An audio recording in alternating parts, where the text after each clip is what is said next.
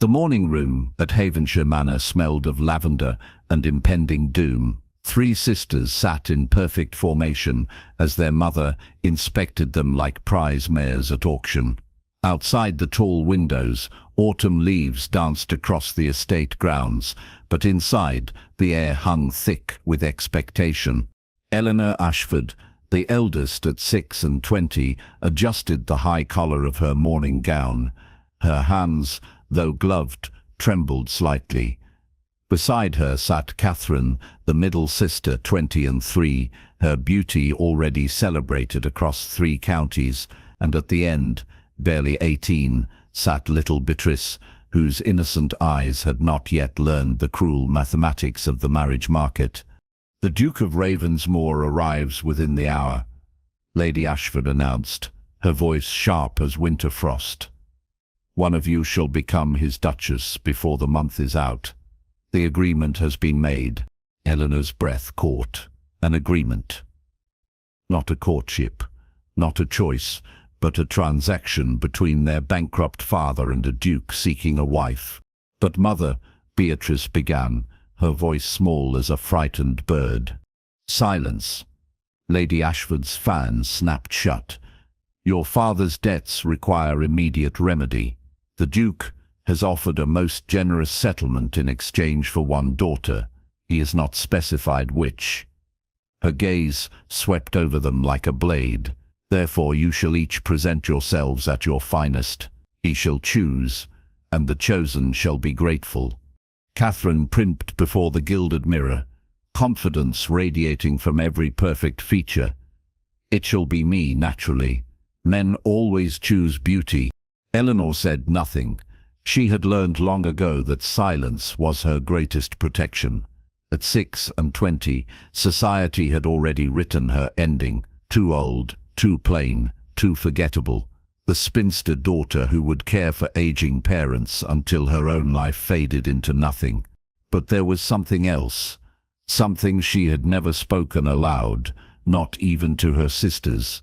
A dream that haunted her sleep. A voice that whispered warnings in the darkness. "When the 3rd moon rises, the chosen shall fall. When the heir is chosen, death comes calling." She had dismissed it as nerves, as the phantoms of an overactive imagination, until last night, when she had found the letter tucked beneath her pillow written in ink that seemed to shimmer like moonlight. 3 sisters stand, but only one must remain. The curse demands its payment. Choose wrong, and all shall perish. Eleanor had burned the letter immediately, watching the strange ink turn to ash that disappeared before touching the grate. Madness, she had told herself. Yet her hands still shook. The sound of carriage wheels on gravel silenced all conversation. Lady Ashford stood, smoothing invisible wrinkles from her gown. "Remember, daughters, our family's survival depends upon this match. Do not fail me." Lord Caspian Thornfield, Duke of Ravensmore, entered the drawing-room like winter itself. Tall and severe, with eyes the colour of storm clouds and a face carved from marble, he surveyed the assembled family with cold assessment. At 31, he had buried a wife already, lost to fever before their first anniversary. The tongue whispered that he sought another not from desire but from duty, needing an heir to secure his title. "Lord Ashford," he bowed with precise formality. "Lady Ashford, I trust you received my correspondence." "Indeed, Your Grace." Lord Ashford's voice carried the desperation he tried to hide. "May I present my daughters, Lady Catherine, Lady Eleanor, and Lady Beatrice?" Catherine curtsied with practiced perfection, her smile radiant. "Your Grace." "What an honor." The Duke's gaze passed over her like water over stone. Interested, but measuring. Eleanor curtsied next, keeping her eyes downcast, as was proper for someone of her station, someone who had long accepted her place in the shadows. Yet when she rose, she found the Duke watching her with unexpected intensity. "Lady Eleanor," he said, her name sounding strange from his lips, as though he were testing its weight. "Your Grace," she murmured, her voice barely audible. Young Beatrice stumbled through her curtsy, her nervousness evident. The Duke's expression softened slightly, not with romantic interest, but with something approaching sympathy. "Perhaps," Lady Ashford suggested, with calculated brightness, "Your Grace would care to converse with each daughter privately, to better ascertain which might suit your requirements." The Duke inclined his head. "A sensible arrangement." Catherine went first, emerging 20 minutes later, with triumph gleaming in her eyes. "He was most attentive," she whispered to Eleanor as they passed in the hallway. "I am certain he shall choose me." Beatrice followed, returning pale and quiet. "He asked about my interests," she said softly to Eleanor. "I told him I enjoy reading and walking in the garden." He seemed disappointed, as though he expected something more. Then it was Eleanor's turn. The Duke stood before the window, silhouetted against autumn light. He did not turn as she entered, and for a moment she thought perhaps he had forgotten her entirely. "Lady Eleanor." His voice was low, controlled. "Please sit." She perched on the edge of a chair, hands folded in her lap, waiting for the brief interview that would seal her fate as the unchosen, the overlooked, the sister who remained behind. "You are the eldest," he stated rather than asked. "Yes, Your Grace." 26, I am informed." "Yes, Your Grace." Heat crept up her neck. Her age, always her greatest disadvantage. He turned then, studying her with those unsettling grey eyes. "And yet unmarried. I must inquire why." Eleanor lifted her chin, finding some reserve of pride she had thought long buried. "I was engaged once, Your Grace. 4 years ago, the gentleman in question discovered a more advantageous match, one with a larger dowry and younger years." She met his gaze directly. "I have learned that honesty serves better than pretty lies. I am not the sister men choose." Something flickered across his features. Not pity, but something harder to define. Recognition, perhaps. "And if I were to choose you?" he asked quietly. "What would you bring to such an arrangement?" Eleanor blinked, startled by the direction of his questioning. I am skilled in household management, Your Grace. I have run my father's estate these past 4 years. I am well read, though perhaps that is not an advantage. I have no illusions about what marriage to you would mean. You require an heir and someone to manage your household. I require security and purpose. It is a practical exchange." The Duke moved closer, each step measured and deliberate. When he stood before her, she had to tilt her head back to maintain eye contact. "You speak with remarkable candor, Lady Eleanor. I have learned that false hope causes more pain than honest acknowledgement. Your Grace." He studied her for a long moment, his expression unreadable. Then, to her profound shock, he extended his hand. "Come with me. There is something you must see." Confused but obedient, Eleanor placed her hand in his. His grip was warm, solid, surprisingly gentle. He led her through corridors she had known since childhood, but somehow they seemed different now, charged with meaning she could not quite grasp. They stopped before the portrait gallery, where generations of Ashfords stared down with painted eyes. The Duke positioned her before one particular painting, a woman in Tudor dress with Eleanor's exact features. "Your ancestress," he said, "Lady Margaret Ashford. Do you know her story?" Eleanor shook her head, transfixed by the uncanny resemblance. "She married the 5th Duke of Ravensmore in 1542. Their union was arranged, much as ours might be. The portrait was painted on her wedding day." He paused. "She died 3 months later under mysterious circumstances, as did the next bride chosen from the Ashford line, and the next 7 marriages over 2 centuries, all ending in death within a year. Ice flooded Eleanor's veins. A curse. So the legend claims. Each Duke of Ravensmore who weds an Ashford daughter loses her before an heir is born. The family lines are bound by ancient debt, but the price is always death. Eleanor's hand flew to her throat, where her pulse hammered against her skin. The dream, the warning, the letter that turned to ash. Then why would you come here? Why seek a bride from a cursed family? The Duke's expression hardened. Because I do not believe in curses, Lady Eleanor. I believe in coincidence, in medical mysteries yet unsolved, in the power of fear to manifest tragedy. But I am also practical. I need a wife, and your father needs salvation from debt. I have studied the histories. I have consulted physicians. I am prepared to break this supposed curse through reason and vigilance. And if you cannot, Eleanor heard herself asking, if the curse is real, he met her gaze directly. Then I shall at least face it with someone who speaks truth rather than pretty lies. Someone with courage enough to meet fate head-on. Understanding dawned. You intend to choose me. I do. No hesitation. No false romanticism. Not despite your age or your lack of beauty by society's narrow standards, but because you alone possess the intelligence and strength I require. If there is indeed a curse, I would face it beside a partner, not a decoration. Eleanor's mind raced. This was insanity.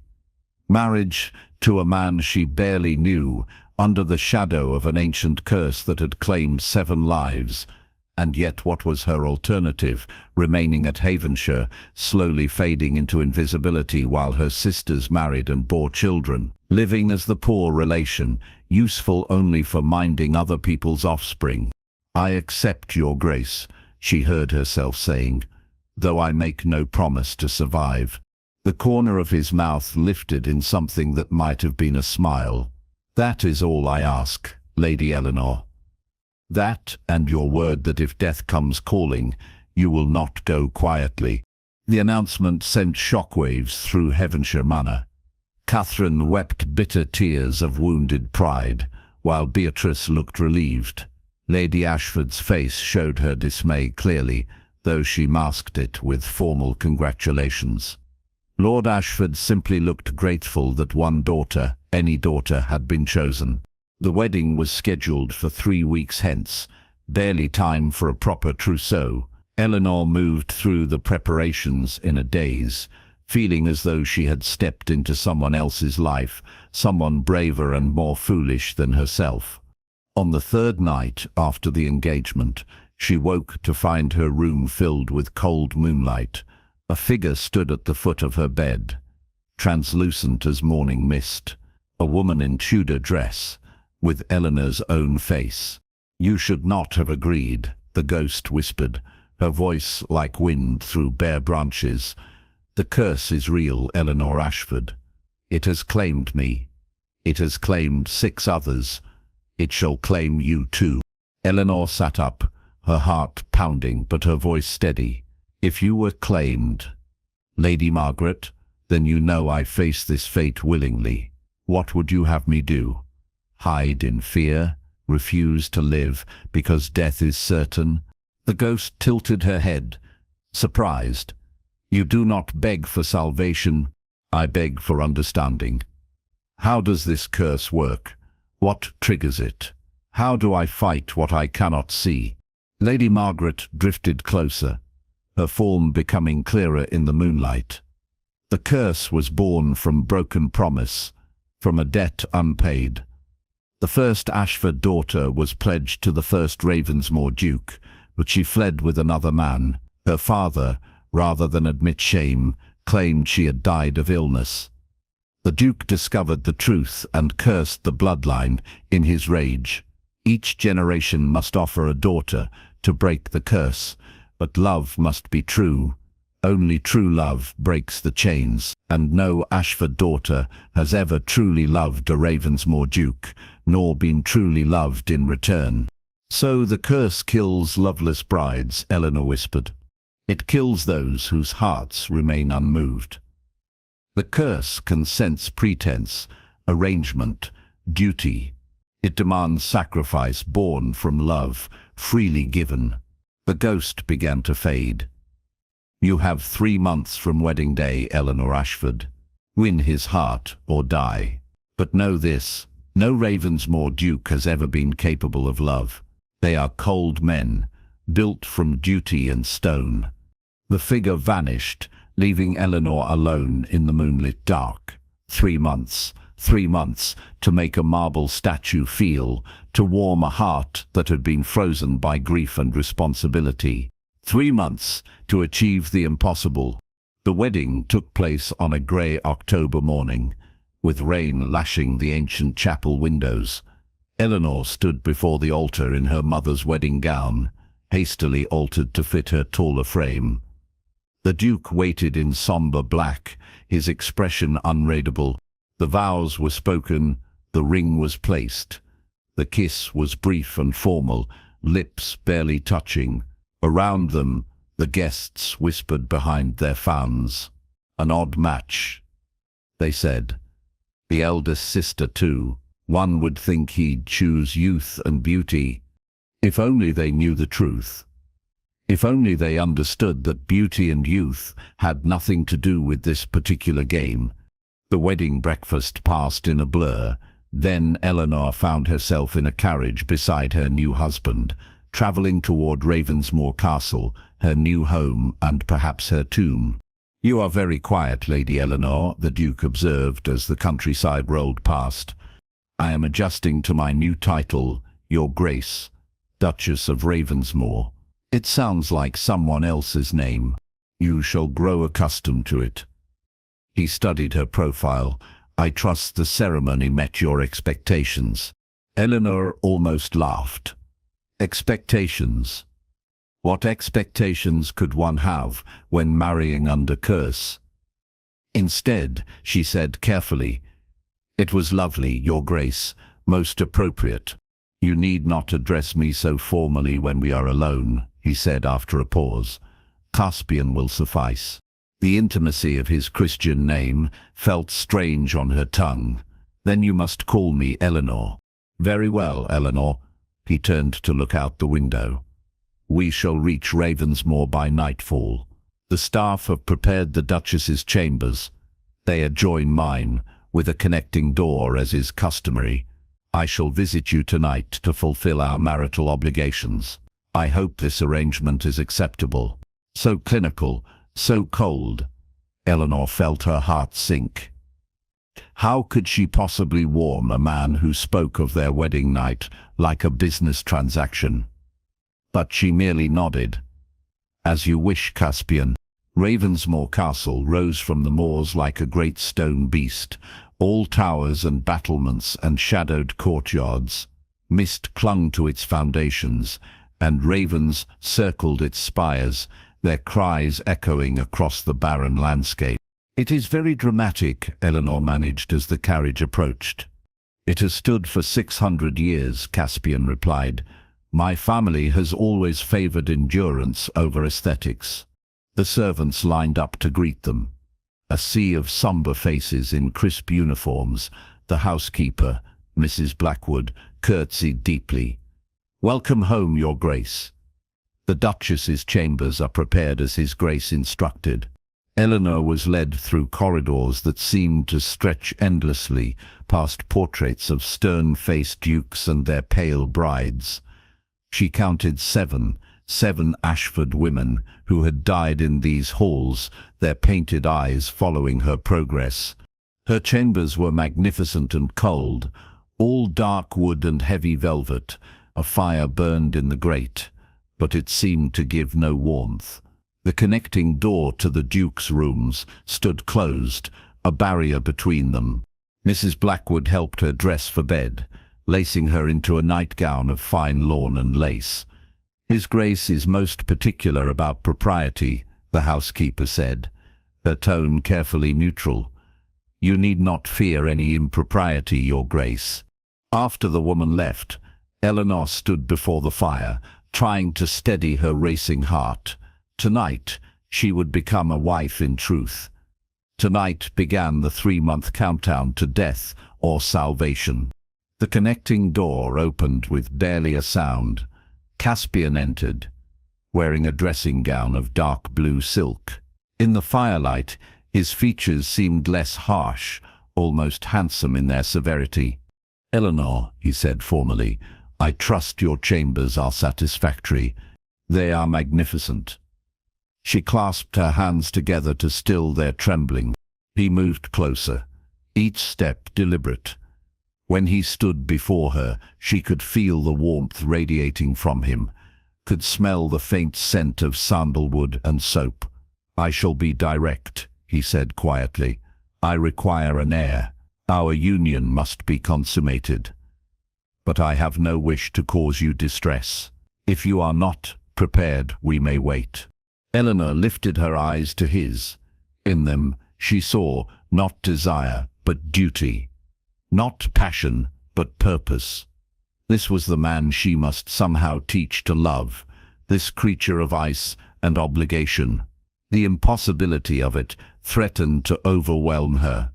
But Eleanor Ashford had not survived 26 years by surrendering to impossibility. She had survived rejection, humiliation, and the slow death of youthful dreams. She could survive this too. "I am prepared," she said, her voice steadier than she felt. "Let us fulfill our obligations, Your Grace." Something flickered in his eyes, too quick to name.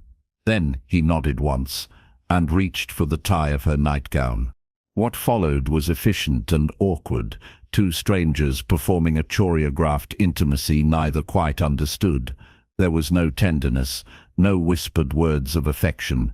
When it ended, Caspian withdrew to his own chambers with a formal good night, leaving Eleanor alone in the great bed. She stared at the canopy above her, counting the days until her possible death. 90 days to make a stone man love. 90 days to break a curse that had claimed 7 lives. The task seemed more impossible than ever. But, as the first light of dawn crept through the heavy drapes, Eleanor made a vow of her own. She would not go quietly into death. She would fight for her life with every weapon she possessed. Intelligence, determination, and perhaps most dangerous of all, hope. The Duke of Ravensmore had chosen her out of 3 sisters, but the curse wanted another victim, and Eleanor Ashford intended to disappoint them both. The days that followed established a pattern as rigid as the castle's stone walls. Breakfast at 8, always in separate chambers, mornings spent on their respective duties, Caspian managing the estate while Eleanor learned the household from Mrs. Blackwood. Dinner at 7, a silent affair punctuated only by the clink of silverware. Then Caspian's evening visits to her chamber, brief encounters focused solely on the production of an heir. No conversation, no tenderness, no crack in the ice between them. Eleanor tried. She attempted conversation over dinner, asking about his interests, his childhood, his thoughts on everything from estate management to literature. His answers were polite, but minimal, giving nothing of himself away. "You are very persistent," he observed one evening, setting down his wine glass with deliberate precision. "I am trying to know my husband," Eleanor replied. "You know what is necessary. I am the Duke of Ravensmore. I manage extensive holdings. I require an heir. What else need you understand?" "Everything else," she said, frustration breaking through her careful composure. "Your favorite color, whether you prefer morning or evening. What makes you laugh? What makes you sad? The thoughts that fill your mind when you stand at your window looking out across the moors."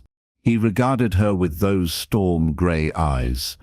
"Such knowledge serves no purpose in our arrangement. Does it not occur to you that perhaps I wish to know you not from duty but from genuine interest?" "No," he said simply. "It does not occur to me, because such interest would be illogical given the circumstances of our marriage." Eleanor felt her heart sink. How did one teach feeling to someone who viewed emotion as illogical? How did one kindle warmth in a man who had extinguished his own heart? That night, after he had left her chamber following their brief conjugal encounter, Eleanor lay awake counting the days. 72 remaining. 72 days to achieve the impossible. A whisper of sound made her turn. In the corner of her chamber, barely visible in the dying firelight, stood the ghost of Lady Margaret. "You make no progress," the spectre observed. "He remains as frozen as the day you wed." "I know," Eleanor admitted.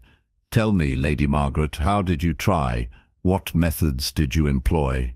The ghost drifted closer. "I tried everything a wife was taught to try. I was dutiful. I was silent when he wished silence. I agreed with his every pronouncement. I made myself as small and unobtrusive as possible, hoping he would appreciate my accommodation. And it failed. Completely. He never saw me at all. I was furniture that occasionally spoke. When the curse claimed me, he seemed more annoyed by the inconvenience than grieved by the loss." Eleanor sat up. "Then I shall try the opposite. I shall refuse to be invisible. I shall force him to see me, even if it angers him, even if it drives him to fury, because fury is at least an emotion." Lady Margaret's translucent face showed something like approval. "You are different from the others, Eleanor Ashford. You might actually survive this." "I intend to," Eleanor said firmly. "Now tell me, is there anything else about the curse I should know? Any weakness, any loophole?" The ghost considered. "There is one thing. The curse was born from rage, from a broken heart that turned to hatred. Therefore, it feeds on coldness, on emotional distance.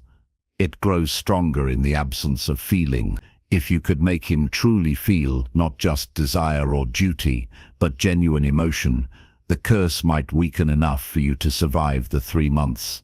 "What kind of emotion?" "Any kind. Joy, anger, sorrow, fear. But most powerful of all would be love, which is why the curse has never been broken. Ravensmore dukes do not love." After the ghost faded, Eleanor lay thinking until dawn painted the sky. Then she rose, dressed in her warmest gown, and went seeking her husband. She found him in the stables, inspecting a new mare. He looked up in surprise as she approached. "Eleanor, this is an unusual hour for you to be about." "I wish to learn to ride," she announced. His eyebrows rose. "I was not aware you lacked that skill. I ride adequately for social occasions. But I wish to truly ride, the way you do. I have watched you from my window, racing across the moors as though pursued by demons. I want to understand that freedom." For the first time, genuine interest flickered across his features. "It is not a ladylike pursuit. I am a duchess, not a decoration. Surely I am permitted some unconventional interests." The ghost of a smile touched his lips, so brief she almost missed it. "Very well. The head groom can provide instruction." "I want you to teach me," Eleanor said boldly. "You are the finest rider I have seen. Why would I settle for lesser instruction?" The surprise deepened. No one, she suspected, had ever asked anything of the Duke of Ravensmore. They obeyed, accommodated, deferred. They did not make demands. "Very well," he said after a long pause. "Tomorrow morning, dawn. Dress warmly." Eleanor smiled, feeling the first crack in the ice between them. "I shall be ready." The riding lessons became a daily ritual. Caspian proved a patient, if exacting teacher, and Eleanor discovered she had a natural seat and good hands. Within a week they were riding together across the moors, the wind whipping her hair free of its pins, her laughter carried away by the autumn gales. For the first time she saw Caspian relax, On horseback, freed from the castle's confining walls, he seemed almost human. He pointed out landmarks, told stories of his childhood adventures on these same moors, even laughed when her mare splashed through a stream and soaked them both. "You are a natural," he admitted, as they walked the horses back toward the stables one morning. "I had not expected such aptitude." "Perhaps you should expect less and discover more," Eleanor suggested. "You might be surprised by what people can do when given the chance." He glanced at her sideways. "Are we still speaking of horsemanship?" "Are we?" she countered. That evening at dinner, conversation came more easily. Caspian asked about her childhood, and Eleanor answered honestly, describing the loneliness of being the eldest, the plain one, the daughter nobody wanted. "That is not how I see you," Caspian said quietly, his fork pausing midway to his mouth. Eleanor's heart quickened. "How do you see me?" He considered the question with his usual precision. "I see someone with courage, someone who speaks directly, rather than hiding behind false smiles. Someone who demands to be taught, rather than pretending expertise. I see potential." It was not a declaration of love, but it was more than duty, more than indifference. It was a beginning. That night, when he came to her chamber, something had shifted. His touch was less perfunctory, his gaze less distant, and when he left, he paused at the connecting door. "Tomorrow we ride to Blackmore Ridge. The view is extraordinary." Eleanor smiled. "I look forward to it." After he left, Lady Margaret appeared in her usual corner. "You have made progress," the ghost admitted. "He is beginning to see you, but time grows short. 6 weeks remain. You must push harder." "I am trying," Eleanor protested. "Try harder." "The curse grows stronger as the deadline approaches. Can you not feel it? The cold that seeps through the walls, the shadows that grow longer each day. It is gathering its strength to claim you, Eleanor. And mere liking will not be enough to save you. He must love you wholly or you shall die." The ghost was right. Eleanor could feel it now, a creeping darkness that had nothing to do with the shortening autumn days, a presence in the castle that watched and waited, hungry for another victim. She had 6 weeks to make a duke love her. 6 weeks to break a curse that had never been broken. 6 weeks to live. The next morning, Eleanor woke with fierce determination. As they rode toward Blackmore Ridge, she spoke more boldly than ever before. "Tell me about your first wife, Caspian." His hands tightened on the reins. "That is not a proper subject for discussion." "Propriety is overrated," Eleanor countered. "You were married before. It is natural for me to wonder about her." For a long moment, she thought he would refuse. Then, slowly, he began to speak. "Her name was Arabella. We married because our families arranged it. She was 16, terrified, overwhelmed by the duties of being a duchess. I tried to be patient, but I did not know how to comfort her. I was not warm, and then she fell ill. Fever. It consumed her in 3 days." "Did you love her?" Eleanor asked gently. "No." The admission seemed torn from him. "I tried to care for her, but love. I do not think I am capable of such feeling. My father taught me that emotion was weakness, that a duke must be above such things." Eleanor's heart ached for the lonely boy who had been taught that love was shameful. "Your father was wrong, Caspian. Emotion is not weakness. It is what makes us human, what gives life meaning. Without it, we are merely going through motions, marking time, until death." He turned to look at her fully. "Is that what you think I am doing? Merely marking time?" "I think you have forgotten how to be alive," Eleanor said honestly.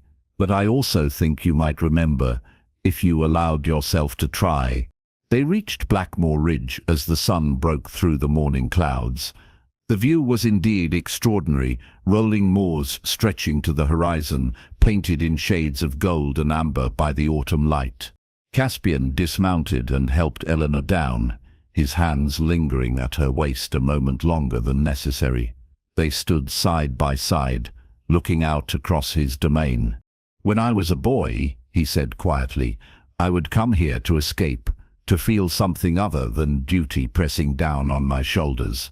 For brief moments I could pretend to be free." "You are free now," Eleanor said. "You are the Duke. You make the rules. No one is truly free." He turned to face her. "We are all prisoners of something. Birth, duty, expectation." He paused. "Curses." Eleanor's breath caught. "You know about the curse." "I have always known. I simply chose not to believe it." His grey eyes met hers, but I am beginning to wonder if my disbelief was foolish pride. "Why?" "Because I feel something when I am with you, Eleanor, something I have never felt before, and it terrifies me more than any curse could." Her heart hammered against her ribs. "What do you feel?" Caspian reached out, his hand trembling slightly as he touched her cheek. "I am not certain I have words for it. A need to see you smile. A fear of your absence. A desire not just for your body, but for your thoughts, your opinions, your laughter. Is this what love feels like? Because if so, I understand why my father warned me against it. It is terrifying." Tears pricked Eleanor's eyes. "It is also wonderful." "Is it?" He searched her face. "Because from where I stand, loving you means accepting that I might lose you. That curse or fate or simple bad fortune might take you from me, and I find that possibility unbearable." Eleanor reached up, covering his hand with her own. "Then we fight it together. We break the curse by refusing to live in fear of it. We love boldly, openly, without holding back. Because half love will not save us, Caspian. Only complete surrender will do." He pulled her close then, wrapping her in an embrace that felt like coming home. When his lips met hers, it was not the formal kiss of their wedding, but something desperate and hungry and alive. "I choose you," he whispered against her mouth. "Out of 3 sisters, out of every woman in England, out of everyone who has ever lived. I choose you, Eleanor, and I shall keep choosing you every day for the rest of whatever time we have." Eleanor felt something shift in the air around them, a release of pressure she had not realized she was carrying. The curse, sensing its own defeat, screamed silent rage across the moors, but they did not hear it. They were too busy choosing each other. The weeks that followed brought a transformation to Ravensmoor Castle. The cold stone walls seemed to warm. Laughter echoed through corridors that had known only silence. Servants smiled at the sight of the Duke and Duchess walking hand in hand through the gardens, heads bent together in conversation.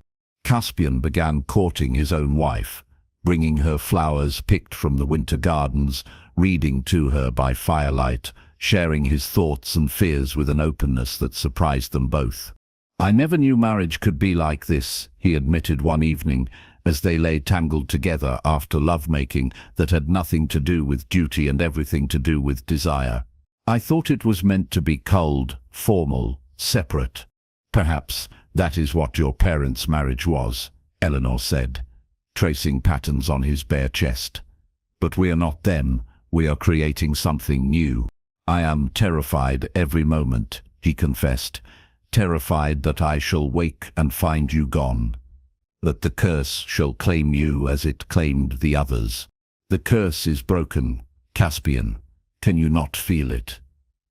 The darkness has lifted, but even as she spoke, Eleanor felt a flicker of doubt. Lady Margaret had not appeared in weeks.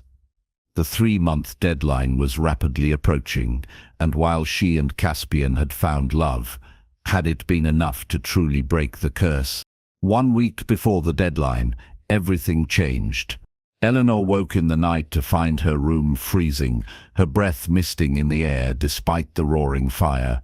At the foot of her bed stood not Lady Margaret, but 7 ghostly figures, 7 Ashford brides in their wedding gowns. "You think you have won," the first ghost said, her voice like ice cracking. "You think love is enough. But the curse is old," the second continued. "Older than love, older than hope. It requires blood payment," the third said. 7 brides have died. The curse demands a full 8th. "No," Eleanor said, sitting up despite her terror. "I refuse. Caspian and I love each other truly. That was the requirement. We have fulfilled it. Love is not enough when it comes too late," the fourth ghost whispered. "The curse must be fed." "Then take me," Caspian's voice came from the connecting doorway. He stood there in his nightshirt, his face pale but determined. "If blood must be spilled, let it be mine. Eleanor is innocent of her family's ancient crimes. I am the Ravensmore. The curse was made against my line, not hers." "No," Eleanor leapt from the bed, placing herself between Caspian and the ghosts. "You cannot have him. I will not allow it." The ghosts began to swirl, their forms blending together into a whirlwind of white. A voice spoke from the center, ancient and terrible. "The curse demands satisfaction. 7 brides have died because 7 dukes refused to love. But you, 8th duke, have learned, and you, 8th bride, have taught. Perhaps that is payment enough."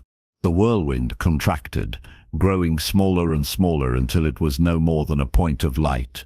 Then it exploded outward in a flash that left them both momentarily blind. When their vision cleared, the ghosts were gone. In their place stood a single figure, the original Ashford daughter, who had fled rather than marry. Her ghostly face held both sorrow and relief. "The curse is ended," she said softly. "Not because you survived 3 months, but because you both proved willing to die for each other. That is the love the curse could not withstand. Sacrifice freely offered, death accepted to save the beloved. You have broken the chain." She began to fade, her voice growing fainter. "Live well, 8th bride and 8th duke. Live for all of us who could not. Love boldly. Choose joy. And when you have daughters of your own, tell them that curses can be broken by those brave enough to love without reservation." Then she was gone, and with her went the last trace of the darkness that had haunted Ravensmore Castle for centuries. Caspian pulled Eleanor into his arms, holding her so tightly she could barely breathe. "I thought I had lost you." "Never," Eleanor promised. "You are stuck with me, your grace, for better or worse, until death do us part, and perhaps even beyond that." He kissed her then, pouring every ounce of feeling into the gesture. When they finally broke apart, both were crying, tears of relief and joy mingling on their faces. "I love you, Eleanor Thornfield," Caspian said, speaking the words he had learned to say only recently. "I love your courage, your honesty, your refusal to be invisible. I love that you demanded I teach you to ride. I love that you forced me to feel when I wanted only to remain numb. I love everything about you." "I love you too," Eleanor replied. "I love that you chose me when you could have chosen beauty or youth. I love that you learned to love when you had been taught it was weakness.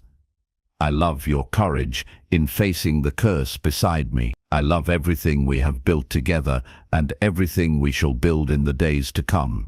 They returned to bed and made love with a passion and tenderness that would have shocked their wedding night selves. And when they finally slept, it was wrapped around each other, 2 hearts beating as one. Morning came bright and clear, the first day of a future they had almost lost. As they breakfasted together in Eleanor's sitting room, Caspian reached across the table to take her hand. "I have been thinking," he said, "about your sisters." Eleanor's eyebrows rose. What about them? Catherine and Beatrice remain unmarried. Perhaps we should invite them to visit, to show them that arranged marriages need not be cold, that duty and love can coexist, to give them hope for their own futures. Eleanor's heart swelled. This was the man she had married, transforming into the man he was meant to be. I think that would be wonderful, though Catherine may be insufferable about you having chosen me instead of her. Caspian smiled, that expression that still felt new on his face but was becoming more familiar every day. Then we shall demonstrate why I made the correct choice. Not because you are better than your sisters, but because you are perfect for me. Even though I am 6 and 20 and plain, Eleanor teased. You are neither plain nor too old. You are exactly right. He lifted her hand to his lips. And I shall spend the rest of my life proving it to you.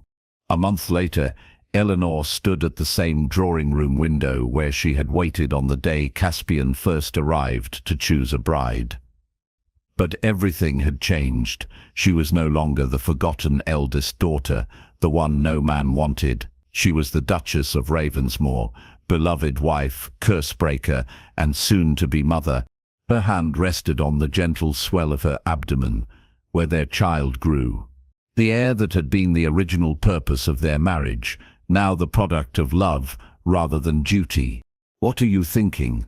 Caspian asked, coming to stand behind her, his arms wrapping around her waist.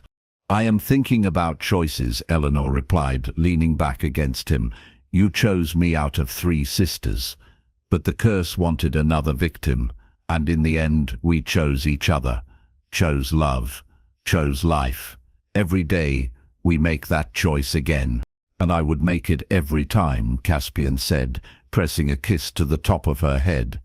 Given 3 sisters, given 300 women, given every choice in the world, I would always choose you, Eleanor. Always. Outside, the moors stretched toward the horizon, no longer bleak, but beautiful. The curse was broken. The ghosts were at rest, and 2 people who had been brought together by arrangement had found something neither expected. True love, freely given and fully returned. The Duke chose her out of 3 sisters, but what he found was so much more than a convenient bride. He found a partner, a love, a reason to feel when he had thought himself incapable of emotion. And the curse, which had wanted another victim, had finally met something stronger than its ancient hunger, the power of 2 hearts choosing each other against all odds, against all expectations, against even death itself. In the end, love won, as it always does when given the chance.